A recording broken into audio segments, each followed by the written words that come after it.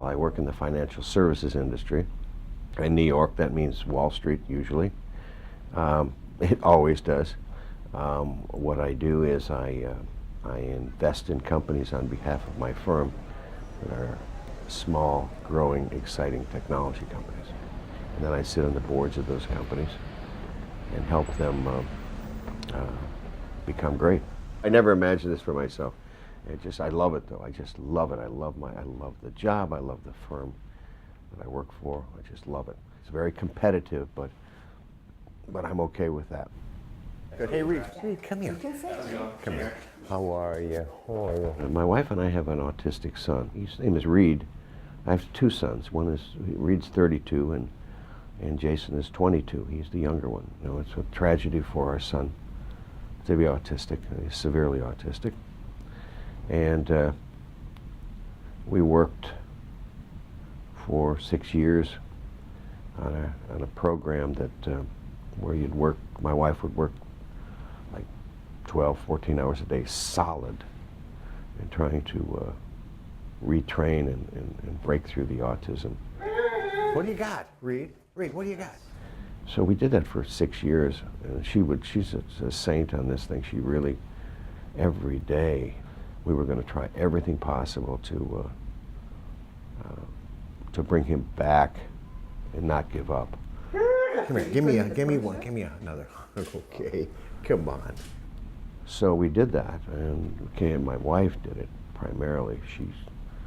She just was relentless, and he has come back to a degree, but clearly he's not normal at all. He still doesn't speak. So when we moved to New York, he was unable really to cope with the noises and the activities and how fast it was and everything else like this. So, and he was also getting older and harder to handle. So we found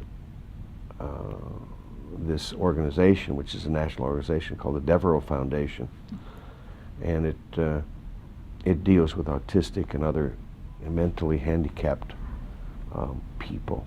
It's a nonprofit kind of thing, and they have group homes and schools across the nation. So when he was 17, he went to one of these the schools. So I got active in that because of how they treated my son. Yeah. I know what he wants. He wants to go in the car. Give him a smile. And so we see him virtually every weekend. Virtually every weekend we go up, and he has his own room at our place, and it's 20 minutes from his group home. But I sometimes understand a word or two, and but I talk to him, and he talks to me, and my wife talks to him, but now and then he says things, to me, and I was last year, I think it was, I was standing outside at our place up north.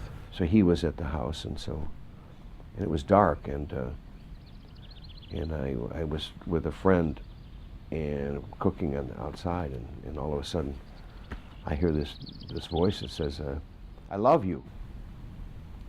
And I said, "Ray, who said that?" I said, "To my friend." And I looked, and it was Reed. And I said, "Did you say that?" And he gets all giggly and everything else like this, and he walked away. It's amazing. I've never heard him say that again. I never heard him say that before. It was clear as a bell. Very touching, to say the least, but it was amazing. So, things like that are rare, but awfully meaningful. I'll remember that the rest of my life. I think that after going through all we went through, our hope is to do anything we can to make his life as it is today happier, and also I view that as all the kids that are in that predicament or other predicaments that are really almost hopeless at this point. I know that sounds like a hopeless statement, but it really isn't. It just says I focus now on making his life better as it is today. That's the best I can do. And any of those other kids that I could help, you know, through working, raising funds for Devereaux or one of the autism research societies. I certainly, you know, do anything I can. And there is a cure out there. I just thought it would come earlier than this.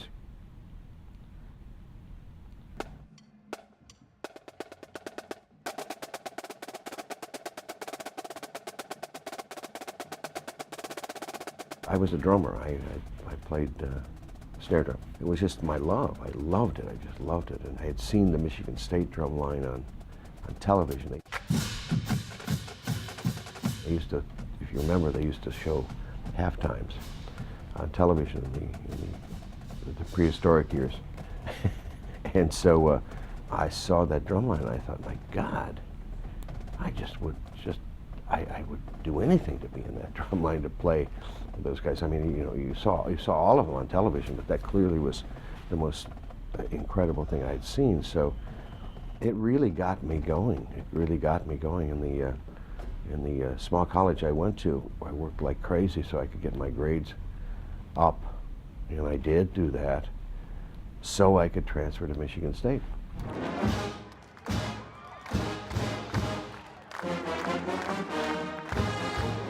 So I transferred to Michigan State to be in the drumline. And eventually, after the first year, I was offered a scholarship because I didn't have any money. And I was offered a scholarship, which kept me going. I borrowed money, and I did everything possible to be in the drumline. So I would say that Michigan State had everything to do with any success I have now, or a lot of my happiness. I met my wife there. And I still am very involved in Michigan State in various ways, and one of those ways is in the music and with the drumline. It changed my life. I went to school there and had a great time there, still have a great time there, and it really got me moving, my career moving, my personal life moving in various ways. It's truly changed my life.